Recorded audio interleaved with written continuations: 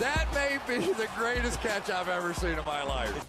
Okay, while we had so much success with our must-start running back video last week, our do not start running back video, pretty bad. I mean, DeAndre Swift led off that, so we are back for revenge. We are back to prove ourselves with this do not start running back list. Now, these guys are mainly based on the usage that we saw in week 1, combined with the matchup that they have. Of course, we're going to take it player by player, and I'll explain exactly why I think you should be avoiding having them in your starting lineup.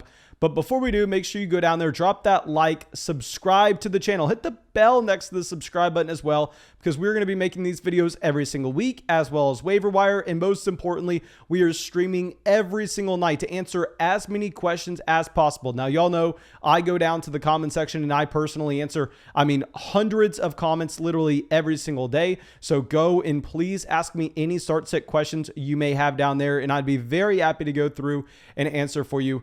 But I can't get to every single one just because we have way too many comments for me to be able to do that. So I also live stream for like 3 hours every single night, personally answering your questions. So make sure you're subscribed so you can come out to one of those live streams. One last note, we actually just updated our rest of season rankings over there on Patreon, so y'all can see exactly how I updated my rankings after week 1. And we are going to continue to update those on Patreon, where you can find the link in the description of the video. We're going to update those every single week. And yeah, that should be it. Let's go through and let's talk about some of these running backs. And our first guy is going to be someone we hated in fantasy drafts, hated him so much. And I think it's a clear stay away now, Mike Davis. Okay, with Mike Davis, I'm not going to lie, I can't spin it any other way. It was an impressive week from Mike Davis last week with the usage he had in his offense. Now, let me put a little caveat when I say that, because y'all know I said that Mike Davis was not going to be a 3-down running back. For you to go through and naturally assume that a player who's been on like 6 NFL teams before ever becoming relevant at age like 28, this was not the profile of a running back that you wanted to be chasing. He's just a guy, not a special talent in my opinion by any means, but he was impressive in that he was targeted at a heavy rate last week. He gets 6 targets last week. Yes, it was in a blowout game against Philadelphia. Yes, Cordell Patterson was utilized a lot, but that game was such a blowout. Very hard to take much away from it in the slightest. I think that Atlanta is going to be playing much closer contests from here on out, except this week and this week in particular, because bad news for anybody who drafted Mike Davis wanting a bounce back. Going up against the Tampa Bay Buccaneers, this is going to be literally an impossible spot for Mike Davis to bounce back. We already went through and discussed what you had with this Tampa Bay Buccaneers defense, limiting feature down running backs in 2020 to really nothing. I mean, it's the best run defense in the entire NFL. They just shut down Ezekiel Elliott, which is why Ezekiel Elliott is on our buy low list, considering the fact that, no, I didn't love Ezekiel Elliott in drafts this year. We were drafting Devontae Adams. We were drafting Travis Kelce instead of that tier of running backs like Ezekiel Elliott and Derrick Henry. However, with Zeke, I mean, it's clear to see that he was in a scenario that he couldn't succeed against an elite run defense whenever his team was trailing the entire game.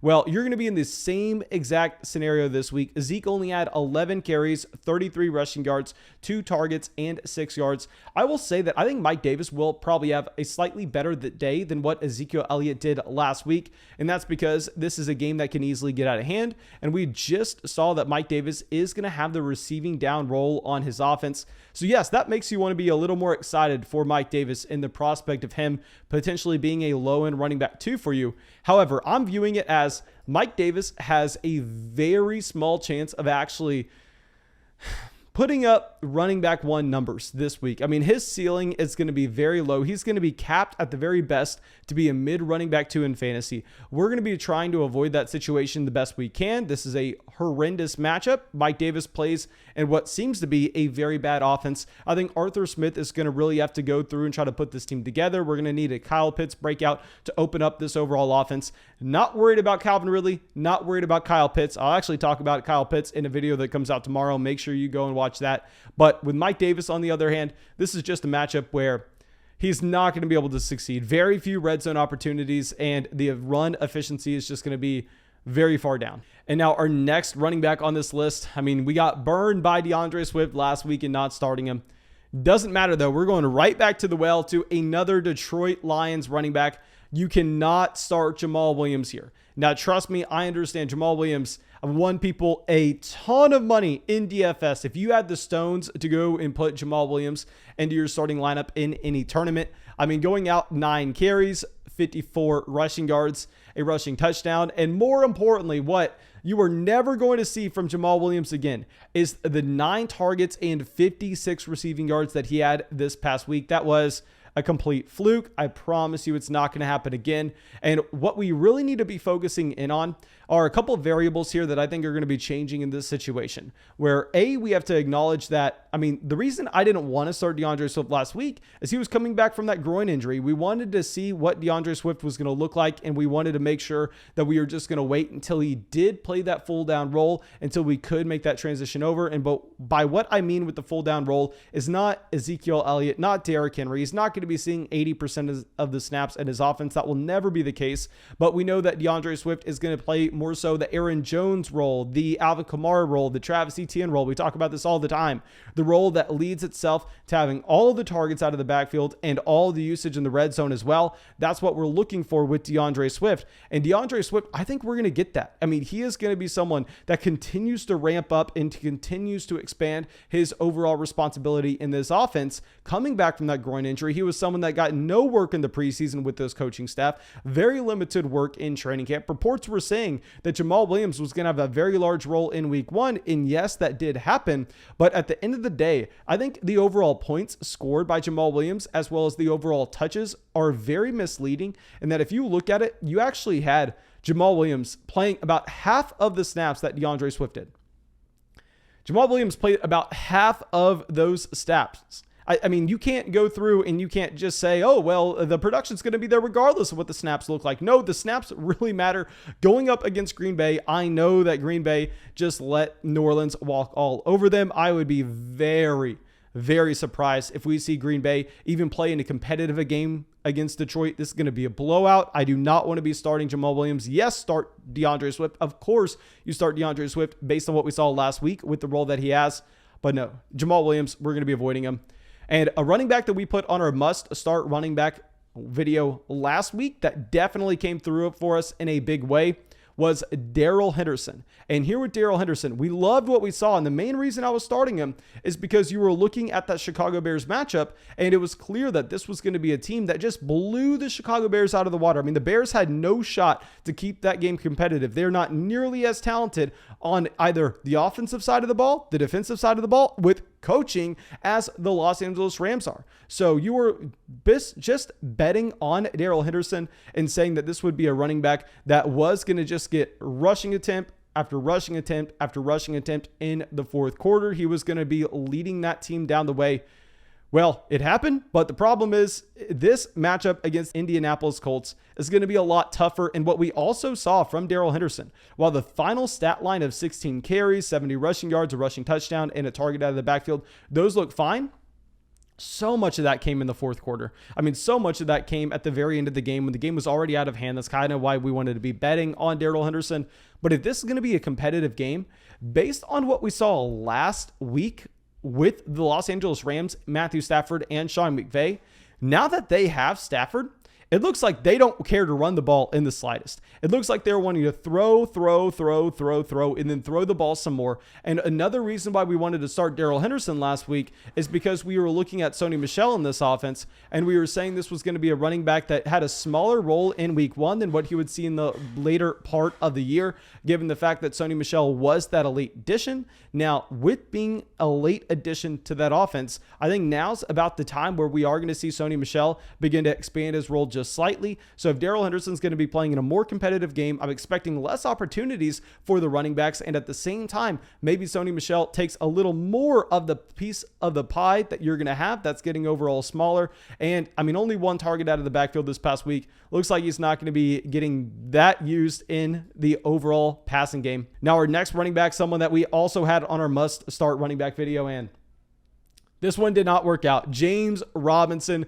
Robinson went up against Houston last week, which was supposed to be a smash spot for this overall Jacksonville Jaguars offense. And yeah, we saw that with 5 carries, 6 targets out of the backfield, and about 50 total yards, that James Robinson is the backup running back here. And I know a lot of people will say, but Mason, I mean, don't say that. This game was completely out of hand. At the end of this game, you can't look at anything along those lines. Well, yes, this game was out of hand, but at the beginning of the game, who was the running back that was getting the touches? Who was the running back in Jacksonville that was leading this team off? It was Carlos Hyde. And yes, I would much prefer having James Robinson over Carlos Hyde in fantasy. James Robinson, he is definitely the more talented running back, but the problem is just Urban Meyer, for whatever reason, he trusts Carlos Hyde more. I don't want to be sitting here trying to speculate why. He showed us that he did by signing Carlos Hyde this offseason, by taking another running back in the first round with Travis Etienne. We wanted Travis Etienne in fantasy drafts because Urban Meyer clearly didn't believe in James Robinson. Now, I didn't think that he believed in Carlos Hyde that much more, which is very surprising. But yeah, we actually have moved James Robinson down in our rankings, where now we have him at running back 27. So we have Robinson as a running back 3. And of course, if he does begin to become that starter running back over what you have with Carlos Hyde, then we can become more excited. But as it stands, you cannot start James Robinson in any format. And I know a lot of people say, but Mason, he got 6 targets out of the backfield. Isn't that good? Trevor Lawrence threw the ball 51 times. He threw the ball 51 times. 6 targets is what, like a 11, 12% team target share? That's not that good at all, guys. Now, our next running back had a great week this past week. Tyson Williams. With Tyson Williams here, 9 carries, 65 rushing yards, a rushing touchdown, and 4 targets, 29 receiving yards out of this backfield as well. Tyson Williams looked like the man. And if y'all remember, I was saying we start Tyson Williams this week as we expect that he is going to be the lead running back while Latavius Murray's worked into this offense. And then after week 1, that's when Latavius Murray is going to be the guy that's leading this running back backfield. Well, I will say Tyson Williams definitely made it where we have to reconsider that. And I'm honestly assuming that this is going to be a pure 50-50 split. But if you're looking at what Latavius Murray did last week with how many snaps he played, also his utilization at the end of the game, clearly this coaching staff wants to get Latavius Murray involved. And Latavius Murray was with the Baltimore Ravens for what, 3 days before that game? Like 3 or 4 days. So now that he has another week to prepare, I would imagine that you actually have Latavius Murray expanding his role just slightly in this offense, taking even more carries away from Tyson Williams. And with Williams also going up against Kansas City, not going to be a spot where I think that the Ravens have the luxury where they can just run the ball over and over again. So yeah, I mean, Latavius Murray definitely has to make it where you're not really considering playing Tyson Williams.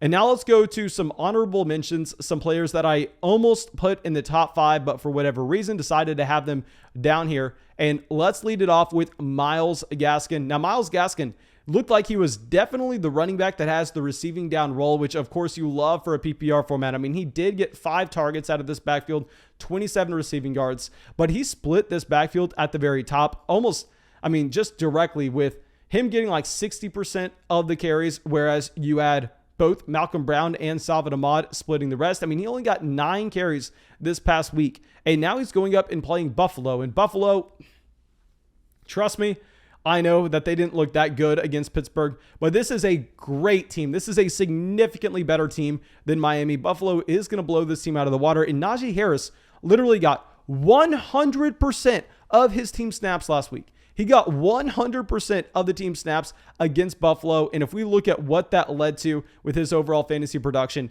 it led to 16 carries, 45 rushing yards, 3 targets for 4 receiving yards at the same time. So Myles Gaskin, not someone that I want to be playing. A tough matchup. Also did not like the usage. I mean, you know, Myles Gaskin and Mike Davis, these were both guys on our do not draft list. Now, Trey Sermon is going to be our next guy. And Trey Sermon, we've had a lot of questions, and I think it's because I've been on record saying that I believe in Trey Sermon over Elijah Mitchell for the long haul this season. But I think based on Trey Sermon being inactive and a healthy scratch in week 1, Elijah Mitchell getting that complimentary role, it's going to be very hard for us to go and try to start Trey Sermon right away. Trey Sermon will be active this week, and he is the guy that I am betting is going to be the starter by the time we get to the fantasy football playoffs. But we are going to be having to view Trey Sermon in the light and saying, well, yes, we want to be making that overall bet on him. You cannot start Trey Sermon until we see the production there beforehand. Once we see the production with Trey Sermon, then we can go through, then we can make that adjustment.